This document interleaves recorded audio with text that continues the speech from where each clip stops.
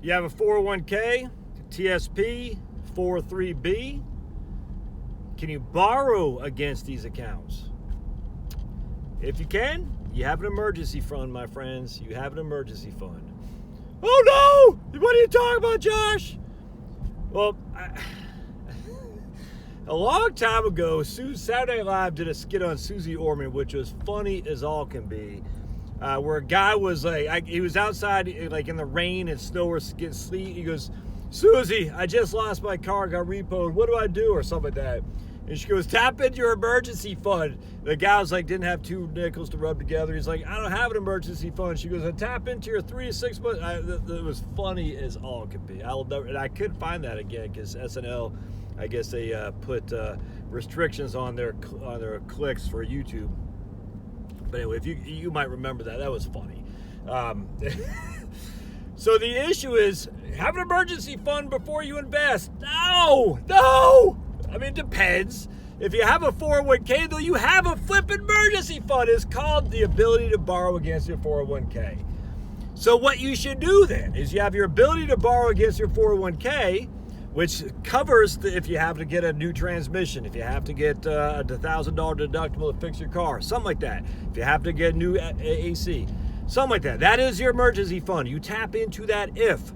In the interim, while that's not happening, though, your money is still growing, hopefully, right? Hopefully you don't have it invested in the G fund. Hopefully you actually have it invested in the C or the S or a combination thereof.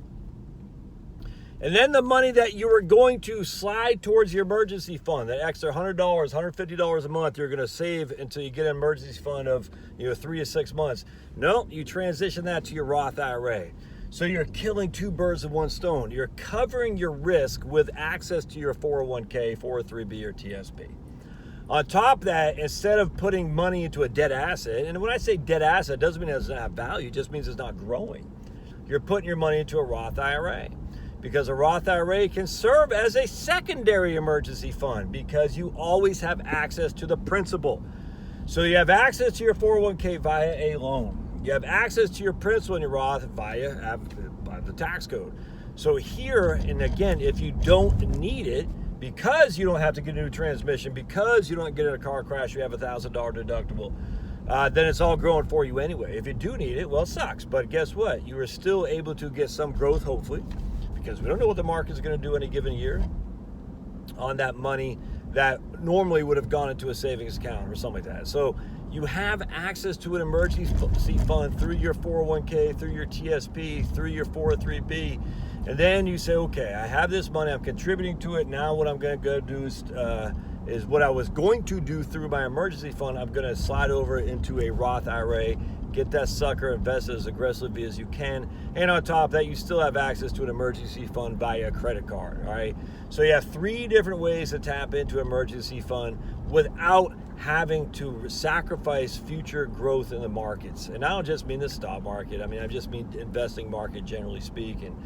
And so because of that, don't sacrifice growth as a 20 to 30-year-old person for the tried and true of, we need an emergency fund. Look, I'd love having an emergency fund without question, but I got to get growth first and foremost. That's all there is to it. And if you did not have, if you were saving the money last year into an emergency fund, you missed a 30% increase in the S&P 500.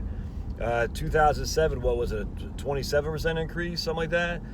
2017 was a 27% increase, something like that. 2018, it was down 5%. So in the last 3 years, you're up 27, down 5, and up 30, something like that. I don't know what it is. You can't afford that. You can't. Those years are few and far between, my friends. You can't afford to miss those. You've got to be able to get to have those years to generate income for you. So don't get too caught up in the exclusivity of, I need an emergency fund and I will not do anything until I have that. Don't do that, please, for the love of me. Get an emergency fund, but remember how to do it in a smart way. Now, when it comes to borrowing against a 401k, everyone and their mom in financial planning community says, "Oh, I'm against that." I mean, I don't agree with that at all. Borrowing against your 401k is better than borrowing from the bank, is better than borrowing from a mortgage, is better than borrowing from a credit card, without question, because you literally are paying yourself back. Yes, that is money that's off the table that won't be getting growth, but you still have access, or you still have the rest of your money is still in the market. So you can only borrow 50% of your vested balance, or $50,000, which is less. All right, so if you only have $25,000, the max you can borrow is $12,500. If you have $1 million, the max you can borrow is $50,000. So in the first case, if you have $25,000 in your 401k, you can borrow $12,500. All right, so that means the rest of the $12,500 is still in the market. Does that make sense? And the amount you pay yourself back is actually interest that you literally pay yourself back.